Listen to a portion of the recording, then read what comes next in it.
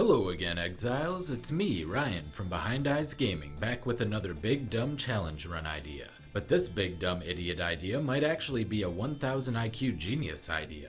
And furthermore, you guys voted on this one, so it's probably even better. I call this masterpiece and or disaster piece the Oops All 2-Link Spellslinger Jugg. I know, catchy, try to contain your excitement. Grab your favorite beverage and join me as I find out how good a build that doesn't even use any more damage support links can be. Starting off as a Marauder was a little awkward as I couldn't really do much with the build until the library quest. My poor boy had to slam the ground in rage for the time being as he didn't really have access to any spells. What's a magic Marauder to do in these trying times? An egg perhaps? Well, after breaking some eggs, I was able to get Holy Flame Totem, which is a little better and didn't miss like 20% of the time. Holy Flame Totem cooked up all the squid and crabs nice and crispy. While I'm not normally a fan of seafood, the method of cooking really does make all the difference. And who can resist the draw of a real delicacy, the rare and no doubt tasty giant crab? So as to be in accordance with the laws of nature, I ate it before it ate me, and was of course rewarded with a book, something my big dumb Marauder brain would need to be smart enough to be casting all the spells I'll need later. I threw in added fire with my Holy Flame Totem and headed up towards Brutus. The totem did a great job of just clearing out random packs as I ran past them, gaining experience on the move, a desirable trait, but I yearned for the Spellslinger despite my love for totems. Brutus was an easy fight. I wasn't really in danger because of all the life nodes I took early on, and I just dropped a totem and circled him firing off fireballs. With Brutus down, I decided to grab Shield Charge for my movement skill for now. It burns through my measly dumb boy mana, but I'll get smarter later and it still gets me places much faster. After getting the All Flame, but before fighting Fairgraves, I picked up Firestorm. It's pretty much the only spell I can use at this stage and it synergizes pretty well with what I have going on. It and my totem make very short work of Fairgraves and I get another skill point. Next I move on to Mervail. Mervail proves that my durability was great but my single target damage was lacking, even if I was having no problem clearing packs. Eventually she did fall though and I was able to make my way into the forest for Act 2. Once in Act 2, I headed east first and headed into the Chamber of Sins. Unlike my CI challenge, which you can find in the playlist in the description, I didn't need to farm here. Pathing through Templar now, I was able to pick up even more life, soon to achieve maximum beef. Fidelitas dropped very easily and I got the gem. Now I headed west through the riverways where I found an issue. I couldn't jump over the bridge gaps as I had taken shield charge. This was inconvenient more than anything else, and I just took the long way around though. In the western forest, I grabbed the waypoint and pushed through to get the seal to unblock the way and get another book to read.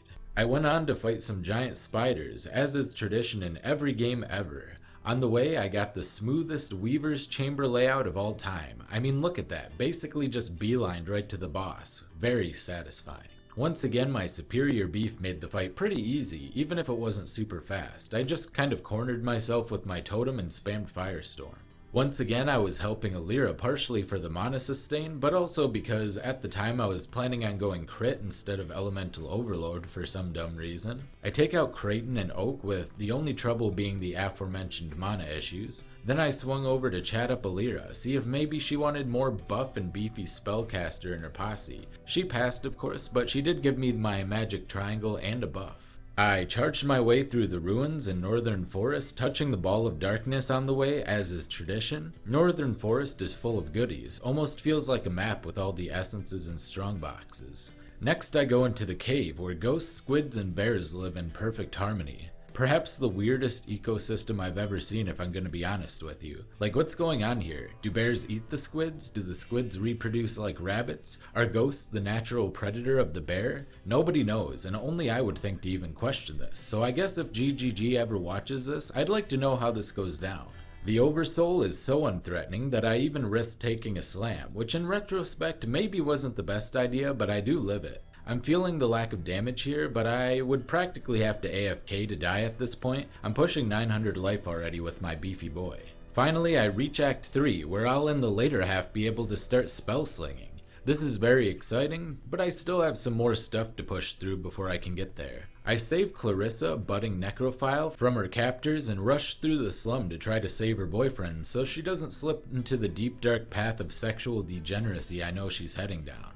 Unfortunately, I'm late once again. Maybe one of these days I'll make it on time, and it'll be a happy ending. Can't say I didn't try though. Piety falls, and I move into the sewers to get the husbando figures that I can trade for a skill point. Next, as always, is my quest to get the powdered prize that'll soothe the demonic anus that blocks my path to kill Piety. I get the arguably nonsensical ingredient of a spool from the battlefield, burn all the guards who are just doing their job to death, and swing into the Solaris Temple as it's more level appropriate. I'm not actually over-leveled at this point, which is pretty rare considering I'm solo self-found hardcore, but I feel safe and secure repped in my own giant beefy arms. I craft a couple of upgrades, shooting me up to even greater levels of beef, a nice 1250 life pool, and meet up with Diala, hater of cockroaches. At this stage, things were going a little too well, so I was going to tempt fate and play while drinking and playing one-handed or zoomed in for a bunch of it. Will this lead to my death? Well, stick around and find out, I guess. I head over to the docks to pick up the other component needed for the talcum powder and fight off the endless hordes of ghosts that live there. I guess they don't really live anywhere, but you get the point. I grab the second ingredient and get back to Diala to mix them up and create the soothing butt powder. After I rub soothing relief onto the giant cornhole from hell, I make my way to the Ebony Barracks. Normally I'd go fight Piety, but I wanted to hit up the library so I can finally play my build. I'm also building into the Divine Judgment wheel to get a load of damage from my build while I'm at it. I stroll through the library ripping golden pages from their shelves and head to Siosa to get my setup going. After tweaking my gear, I'm ready to get going. With 4 of my planned 6 spells slinging, it's time to fight Piety. By the way, the lineup I have planned is Purifying Flame, Wave of Conviction, Arc, Body Swap, Desecrate, and Volatile Dead. Currently, I'm leaving out Desecrate and Volatile Dead, but I'll add them as I get some reduced mana reservation from the tree. My damage is feeling a bit weak, but it'll grow rapidly as I level my gems. Keep in mind that they're literally level 1 at this point. Because Lunaris Temple is pretty dense in terms of monsters, those gems level up pretty quickly. I make my way past various piles of blood and tentacle ladies who are really into the free the nipple movement. A cause I'm very on board with, provided the people pushing it aren't actively trying to kill me. When I get to Piety, my damage is already increased by an incredible amount, and I take her down very quickly just by holding right click. I grab my skill point book and head towards Dominus. My internet disconnects, but luckily I survive so I can continue my journey. Despite still struggling with latency, I make my way up to the Scepter of God, picking up some of the better damage nodes I'll be getting. I'm just body swapping all over the place, which is terrifying if you've ever read this skill. You literally destroy your own body and rebuild yourself on a corpse. It's really messed up and has me thinking about the real consequences of teleportation, but I'm not going to get into that. The Dominus fight is pretty fun. I literally just hold right click and let my barrage of spells take care of everything. My superior beef is at play here once again, and I just soak up punishment like a gamer's keyboard when he's on a losing streak in Counter-Strike. Dominus goes down with a little more holding right click, and that completes Act 3. In the Aqueduct, I get an absolute beast of a shield with spell damage, life, and resist just off the ground. I don't talk about my gear that much, but this one is really special. It actually had hybrid life though, and a mana roll that I didn't really need, so I took the chance and harvest crafted it and popped off the mono with a 1 in 5 chance to get another life roll, making for a shield I wouldn't be replacing anytime soon. I slip out into the dried lake to kill Vol, testing the limit of my durability by tanking his slams intentionally. After picking up his banner and unlocking the mine, I go to grab my first ascendancy. With my decent armor score and nearly 1600 health already, Izaro and the lab traps alike are pretty trivial. This is just one of those builds that's well suited for lab. With Izaro thoroughly face tanked, I grab my Jugg ascendancy, priming me for maximum tank. I take Unbreakable first as it provides so much extra tankiness and regen, things that I value extremely highly. Now, being the most flawless example of a tank mage in all the land, I head into the mines. Most enemies die when I even look at them. I flex my giant mage muscles and they all just fall right over in awe. Every time I rebuild my body, I must just be getting stronger, because I'm destroying rares and uniques on 2-4 links with no added damage links at all. I get another disconnect in the crystal mines because my internet wires are probably made of string cheese tied together with rubber bands, and I have to walk of shame back through the mines. I finally make it through though and pick Kaum as the next victim of my arcane pecs. I'm playing with one hand, enjoying a beer pretty much all through Kaum's dream because I'm a big old show-off who's perhaps a little too confident in my weird jank build. My confidence seems warranted though as I flex my way through the menial hordes on the way. Calm dies as I enjoy another sip of my beverage, and I get the first half of my ticket to Piety 2, Electric Boogaloo. Well, Piety 3 if you want to be technical, but I don't have a fun way of saying that. P3 the Mighty Suck, perhaps? I don't know, man. Moving on. Even Red Beast Porcupines fall to my divine bulk, and I kill Barcool completely on accident in about the time it takes to blink. I'm starting to think that maybe more damage multipliers are for plebs when you can just cast more spells. The Grand Arena's mini-bosses are similarly trivial, and last I have the fish fetish Swordmaster himself. Duresso somehow doesn't even break my energy shield, which is impressive in its own right, and so with that I make my way into the belly of the beast. The Big P actually does a ton more damage than I thought, and if I didn't have a bleed removal flask, I might have actually died here. Goes to show that even if everything seems trivial, death could be just right around the corner. But using a tactical retreat, I managed to push my way back up and move on. The trio was something I was worried about after the Piety fight, but actually turned out to be quite an easy time.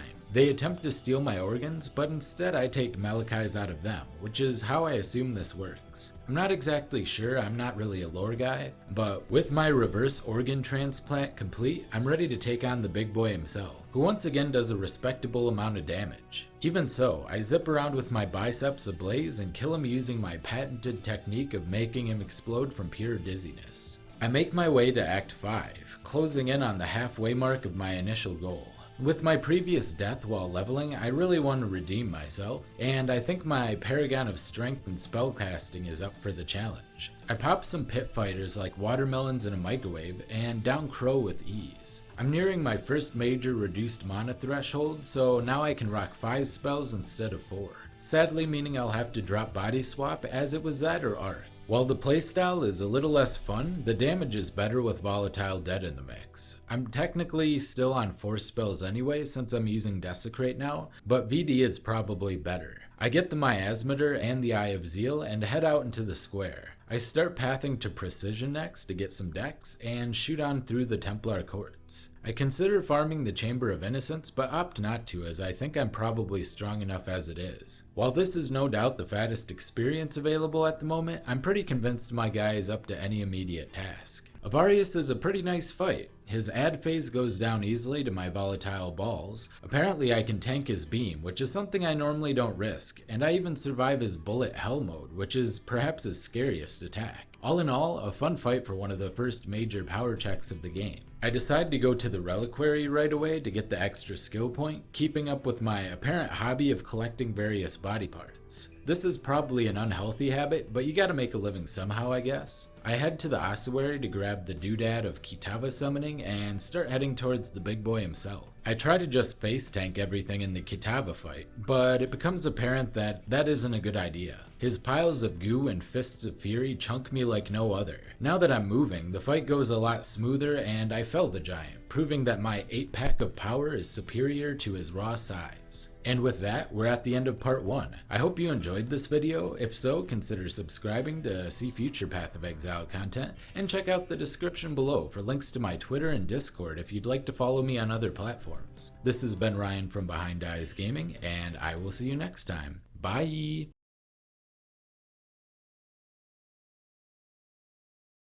Next I go into the cave where ghosts, squids, and bears live in perfect harmony. Perhaps the weirdest ecosystem I've ever seen if I'm gonna be honest with you. Like, what's going on here? Do bears eat the squids? Do the squids reproduce like rabbits? Are ghosts the natural predator of the bear? Nobody knows, and only I would think to even question this. I save Clarissa, budding necrophile, from her captors and rush through the slum to try to save her boyfriend so she doesn't slip into the deep dark path of sexual degeneracy I know she's heading down. Unfortunately, I'm late once again. Maybe one of these days I'll make it on time, and it'll be a happy ending. Can't say I didn't try though. I'm just body swapping all over the place, which is terrifying if you've ever read this skill. You literally destroy your own body and rebuild yourself on a corpse. It's really messed up and has me thinking about the real consequences of teleportation. I literally just hold right click and let my barrage of spells take care of everything. My superior beef is at play here once again, and I just soak up punishment like a gamer's keyboard when he's on a losing streak in Counter-Strike. The Big P actually does a ton more damage than I thought, and if I didn't have a bleed removal flask, I might have actually died here. Goes to show that even if everything seems trivial, death could be just right around the corner. I try to just face tank everything in the Kitaba fight, but it becomes apparent that that isn't a good idea. His piles of goo and fists of fury chunk me like no other. Now that I'm moving, the fight goes a lot smoother and I fell the giant, proving that my 8-pack of power is superior to his raw size.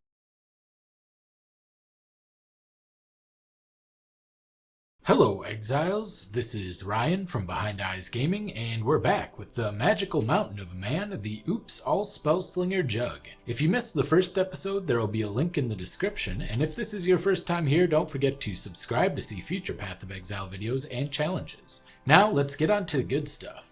Upon reaching the somehow even more destroyed Rayclast, I decided to do a favor and clear the Twilight Strand out for the people living in the collection of shanties they call a town. It also helps that this allows me to buy skill gems that I may need in the future. I then head out into the world as I hear whispers that there are actual gods I can fight, which is exactly what a muscle-bound mage wants to do with his life. After all, who else could be worthy? I make my way into the Mudflats to battle for worthiness to open up the path to the first god I'll be fighting, funnily enough my very own god Tukohama. What better way to stroke your own ego than to down the very divinity that your people worship? I flex both my pecs and my brain at him as hard as I can and become godless just like that.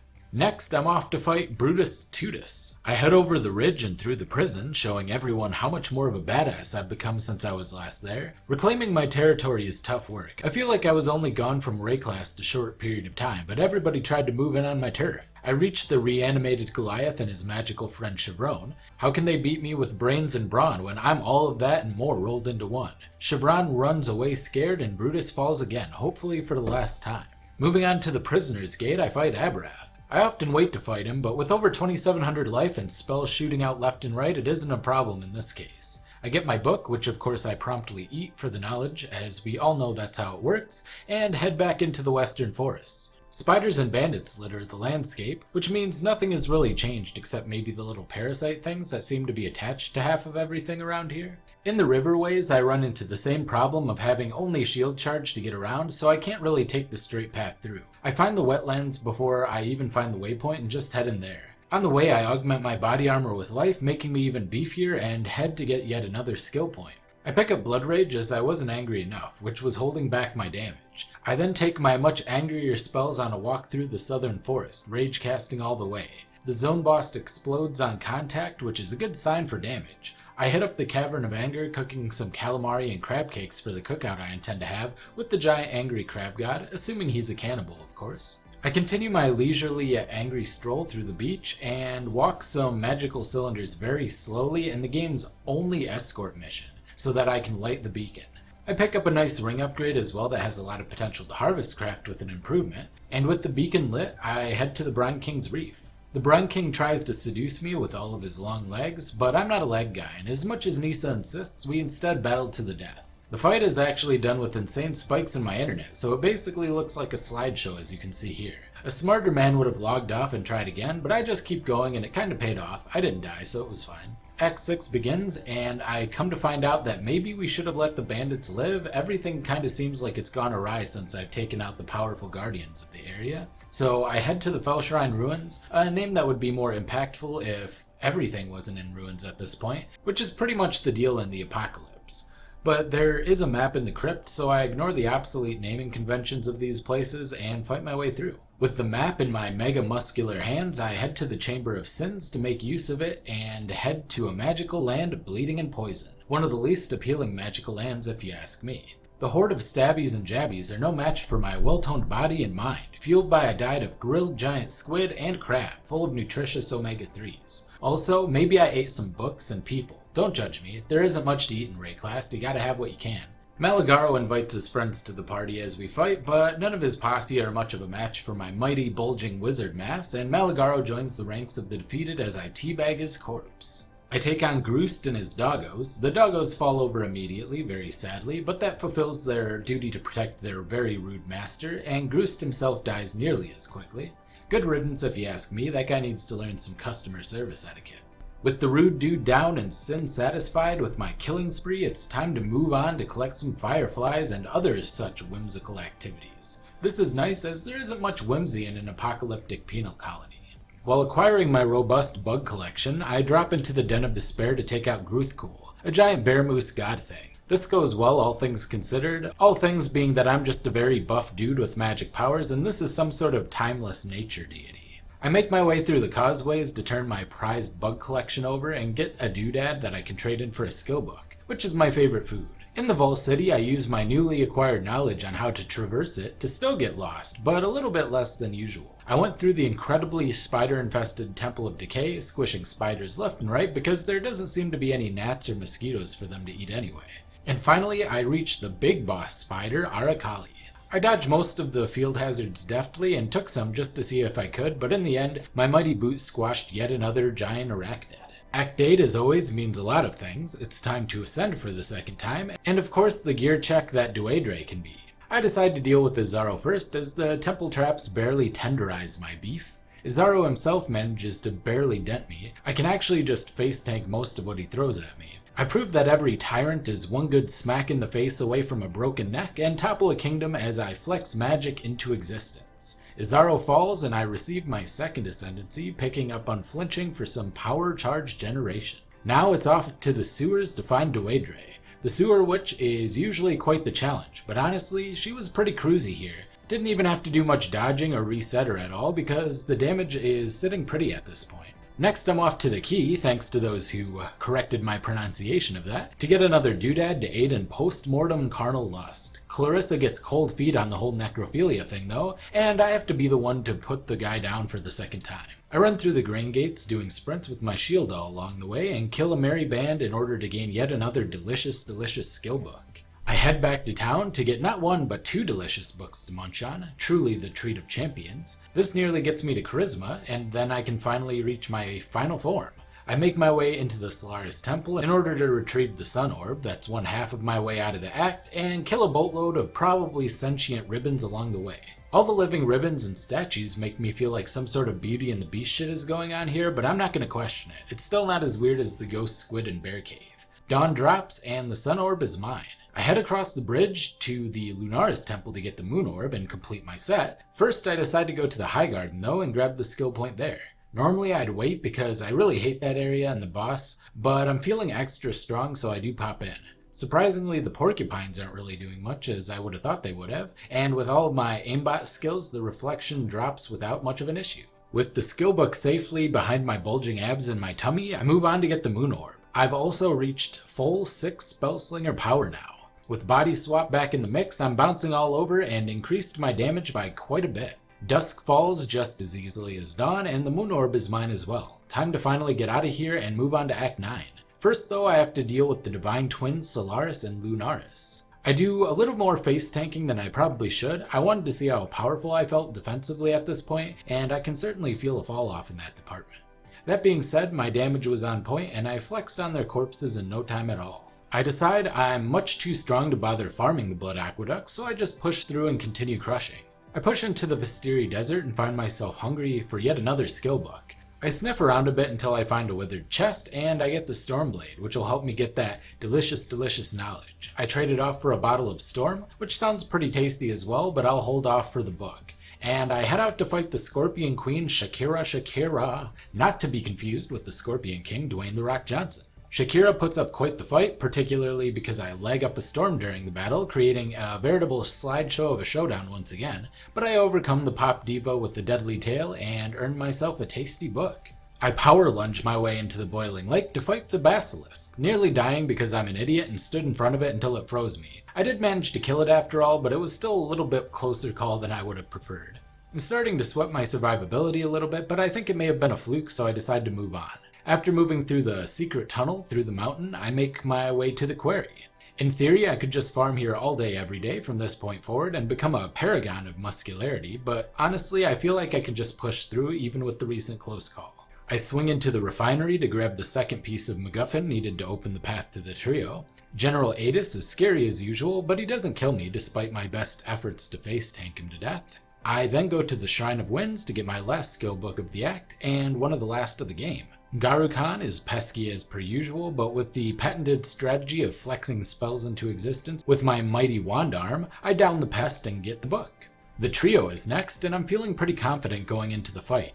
Even though I nearly get destroyed by some random mobs on the way to Dwayne herself is a cakewalk. I kind of just hang around with my right click held down and melt her in moments. I feel a bit of a damage drop off while fighting Malagaro. Many other builds take him down quicker, but the beef holds up. And then finally, Chevron takes my fistful of spells to the face and drops. The trio combines into some sort of flesh Megazord or Voltron and comes at me all at once. I show them that 3 isn't always better than 1, especially if the 3 is actually a 1, and the 1 has the most vascular forearms you've ever seen on a mage. And with that, we move on to the final act. I swoop in like a superhero to save Bannon. Bannon's so grateful that he says that I can grab his rod. I'm not really sure if he's trying to imply something here, but I need to go kill Kitaba, so I just do it. I make it through the ravaged square, further ravaging it or perhaps returning it to a state of lesser ravaging and breaking into the torched courts. I skate through there to the desecrated chambers. Man, every area here is just named after how messed up it is, huh? Well, I decide to get my last skill book in the campaign and go to the control blocks, which breaks the naming conventions of this act. Why not the broken control blocks or something?